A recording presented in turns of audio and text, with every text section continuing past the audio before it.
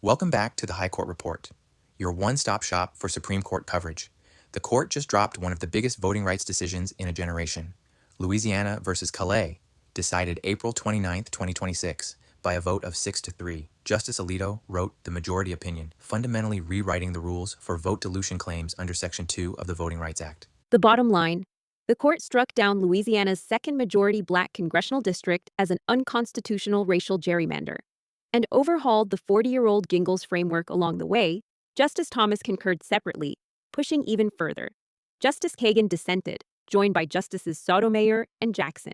3 opinions, 3 competing visions of the Voting Rights Act, and every single one landed heavy blows. This one tilts voting rights litigation across every state in the country. This episode runs a little long today, but we wanted to deep dive into the competing themes. Let's unpack it. Okay, now, before going further, here's your reminder to follow, rate, subscribe, share, and review the podcast on Apple, Spotify, YouTube, anywhere you podcast. Follow on LinkedIn for written rundowns. Just search the High Court Report. And if you get questions about this case, reach out via LinkedIn or email at scotus.cases.pod@gmail.com. Loyal listeners may remember our preview episode on this case from last fall.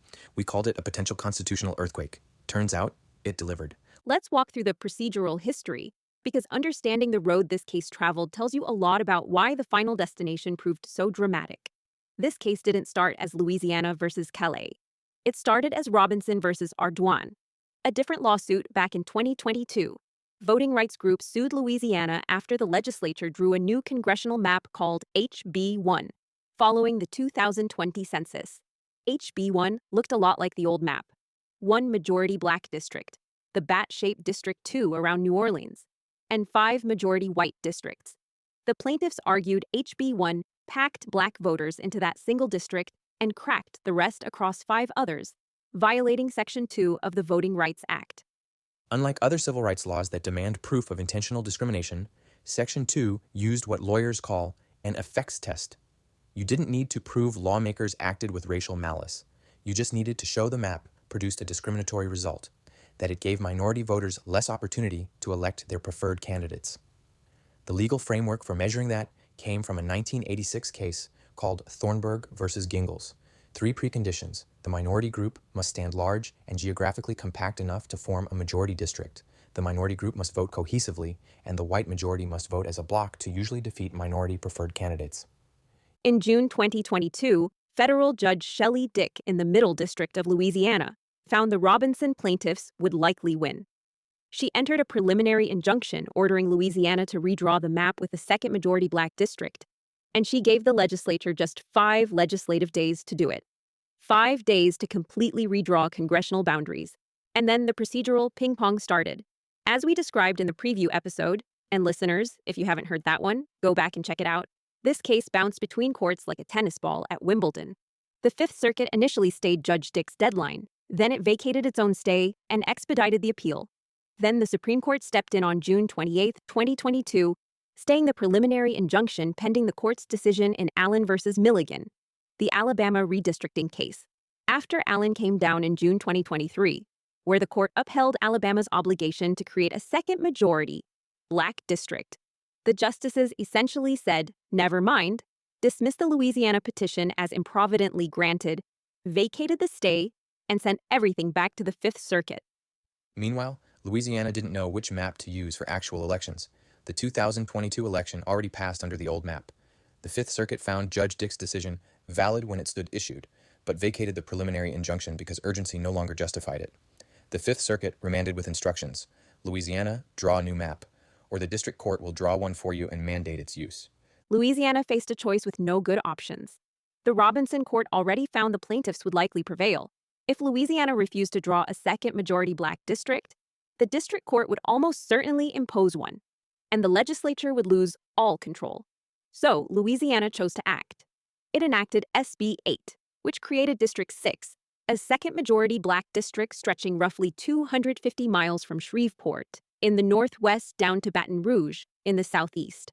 But the legislature designed SB 8 to protect 3 powerful Republican incumbents: Speaker Mike Johnson, Majority Leader Steve Scalise, and Representative Julia Letlow. That meant SB 8 looked very different from the illustrative maps the Robinson plaintiffs originally proposed. and immediately, new plaintiffs, Philip Callais and others, challenged SB 8 in the Western District of Louisiana, not as a Voting Rights Act violation, as a racial gerrymander under the Equal Protection Clause. They argued Louisiana used race as the predominant factor in drawing District 6. A three-judge court agreed and struck SB 8 down. Louisiana and the Robinson interveners appealed directly to the Supreme Court. The court noted probable jurisdiction in early 2024 and scheduled oral argument for October 15, 2025, the last argument day of October's sitting last term. And this next part matters. We previewed those arguments, the court heard the case, and then something unusual happened. The court didn't decide. Instead, on June 27, 2025, the justices restored the case for re-argument this term. Justice Thomas dissented from that decision, signaling he wanted to resolve the case immediately. Then, on August 1, 2025, the court ordered supplemental briefing on a blockbuster question, the question we flagged in our preview as the constitutional earthquake lurking underneath, whether the state's intentional creation of a second majority-minority congressional district violates the 14th or 15th Amendments to the U.S. Constitution. That question went straight for the jugular. The court no longer asked merely whether SB 8 used too much race. The court asked whether creating a majority-minority district at all, on purpose, violates the very amendments the Voting Rights Act claims to enforce. As we said in the preview, the same Reconstruction amendments Congress used to justify the Voting Rights Act in 1965 now stood invoked to potentially strike it down. We called it the constitutional paradox at the heart of the case. Can the same constitutional text that authorizes civil rights protection also prohibit the methods Congress chose to provide that protection? Medicine that might cure the disease but poison the patient. The supplemental question forced every party and every amicus to confront that paradox head-on. And after re-argument this term, the court answered. Let's walk through what 6 justices concluded and what 3 justices fought tooth and nail to prevent. The majority held that compliance with Section 2, properly construed, can provide a compelling interest, but only when Section 2 actually requires the race-based action. Justice Alito reinterpreted Section 2's less opportunity language to mean whatever chance any voter gets under the state's combination of legitimate, non-racial criteria, including partisan goals. The majority then updated the Gingles framework. Plaintiffs' illustrative maps must now match all the state's objectives. Racially polarized voting evidence must control for party affiliation, and the totality of circumstances inquiry must focus on present-day intentional discrimination. Under those new rules, the Robinson plaintiffs failed at every step. No compelling interest justified SB 8. The court affirmed 6-3. Now, 3 opinions took the field, and every one of them came to compete. Think of this as an intellectual triathlon. Let's walk through where each justice drew the line, and then map out the direct joust, blow by blow. Justice Thomas concurred, joined by Justice Gorsuch. He joined the majority's opinion in full, but wrote separately to press a vision the majority itself stopped short of embracing. Thomas reiterated his long-standing position from Holder versus Hall, a 1994 case, that Section 2 should never apply to redistricting.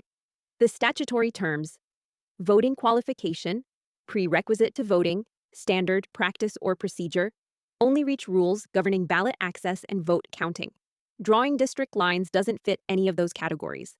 Thomas called the court's 40-year project of applying Section 2 to redistricting a disastrous misadventure, one that led courts to systematically divide the country into electoral districts along racial lines.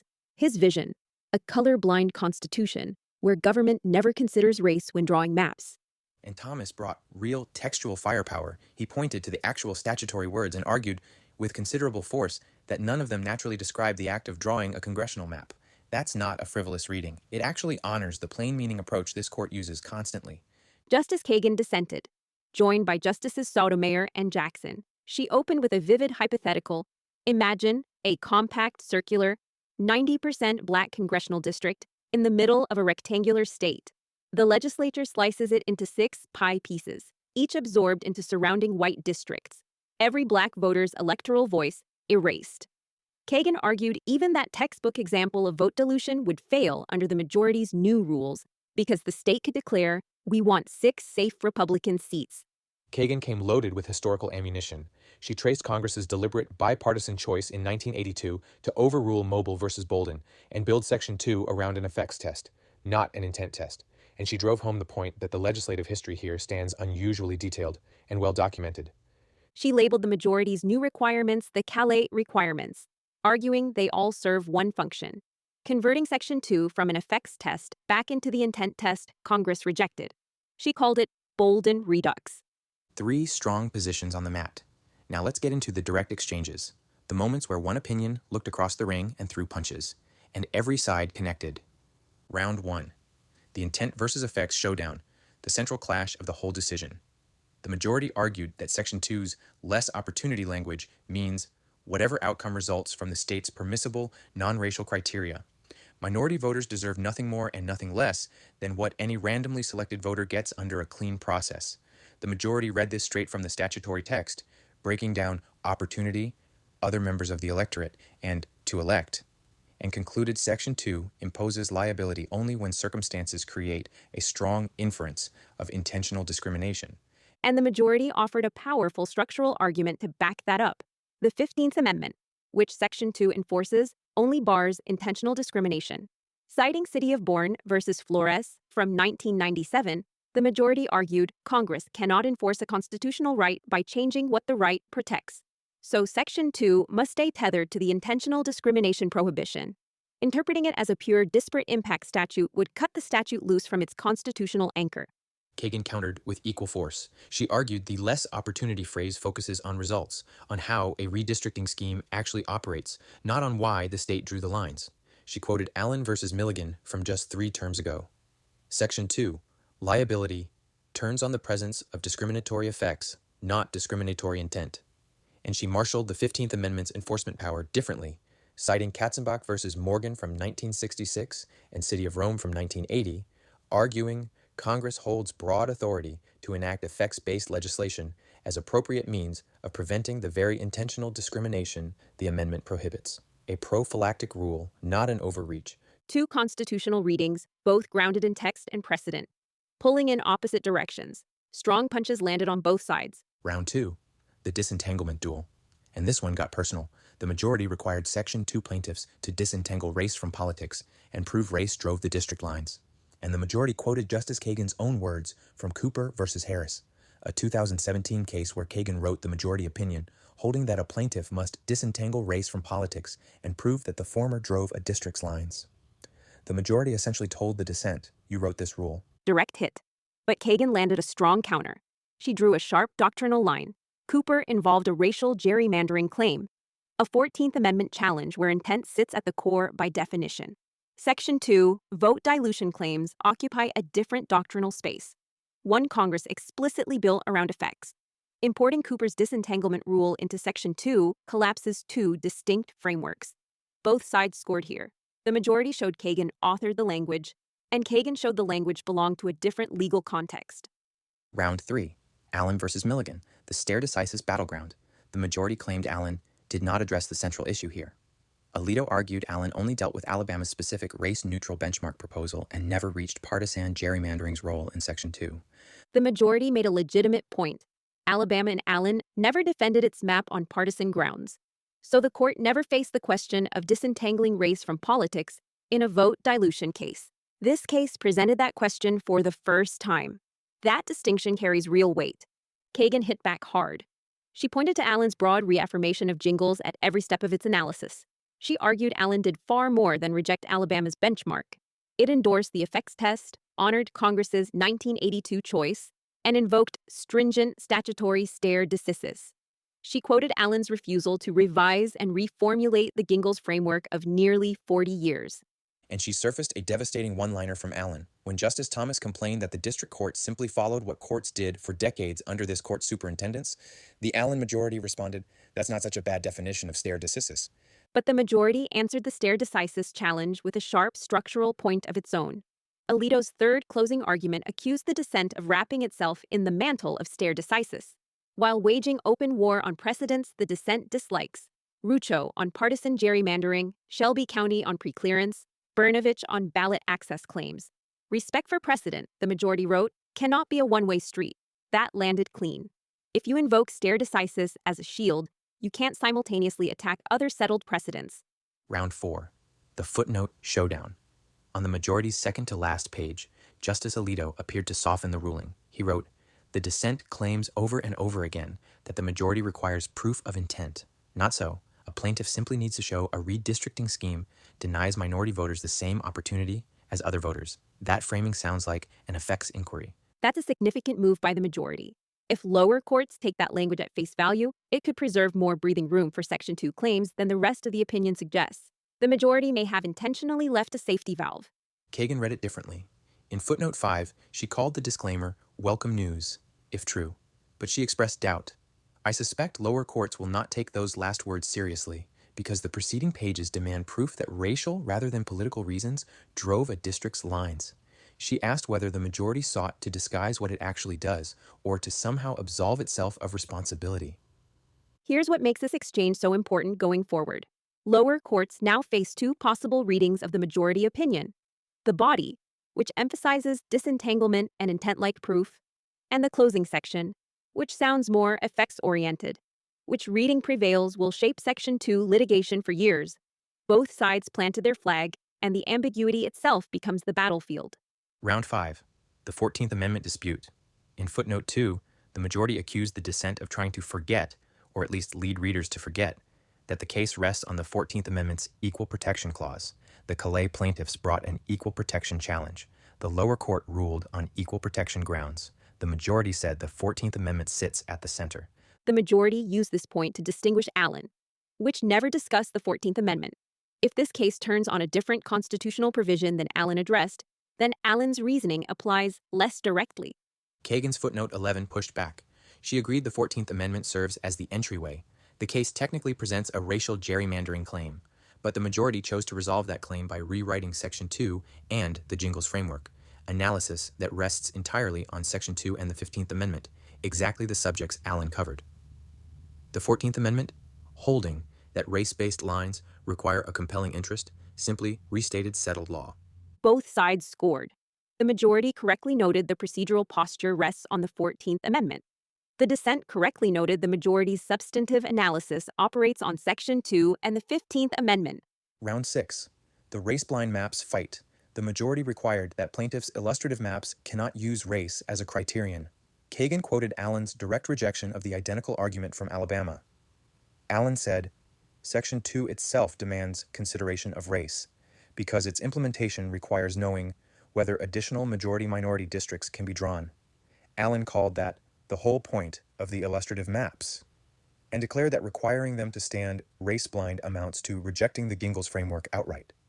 The majority offered a structural defense. If a state can't constitutionally use race to draw lines, plaintiffs shouldn't use race to draw the maps that supposedly prove the state acted wrongly. There sits a certain logical symmetry to that argument. You can't demand the state do something unconstitutional and then penalize it for refusing. Round 7. The Rucho leverage point. The majority argued that Rucho versus Common Cause, the 2019 decision-making partisan gerrymandering, non-justiciable, means courts must treat partisan advantage as a permissible state goal. Without disentanglement, litigants could cynically use Section 2 as a tool for advancing a partisan end, perverting the VRA's noble goal. That's a real concern. If Section 2 becomes a backdoor partisan gerrymandering challenge, the very claim Rucho closed the front door on, then the act serves political parties, not minority voters. The majority identified a genuine structural tension in voting rights law. Kagan framed it from the opposite direction. She argued the majority straight-facedly holds that the Voting Rights Act must be brought low to make the world safe for partisan gerrymanders. Even Rucho's majority acknowledged gerrymanders stand incompatible with democratic principles. Protecting partisan gerrymanders at the expense of minority voting rights, Kagan argued, inverts the hierarchy of constitutional values. Two visions of the same structural problem. The majority sees Section 2 vulnerable to partisan exploitation. The dissent sees minority voters vulnerable to partisan abuse. Neither concern lacks merit. Round 8. Things changed versus the umbrella in the rainstorm. The majority cited dramatic progress since the VRA's passage, black voter turnout matching or exceeding white turnout, record minority office holding, the disappearance of the racial registration gap. And the majority put real data behind it. Black voters turned out at higher rates than white voters in 2 of the 5 most recent presidential elections nationwide, and in Louisiana specifically. Those numbers carry force. Kagan offered 3 counterpoints. First, Justice Ginsburg's umbrella analogy. You can't credit the progress produced by the VRA and then eliminate the VRA because progress occurred. Second, Section 2 already self-corrects. The Gingles preconditions work as built-in sunset clauses. As segregation decreases and polarized voting fades, successful suits naturally decline. The number already dropped every decade since 1982.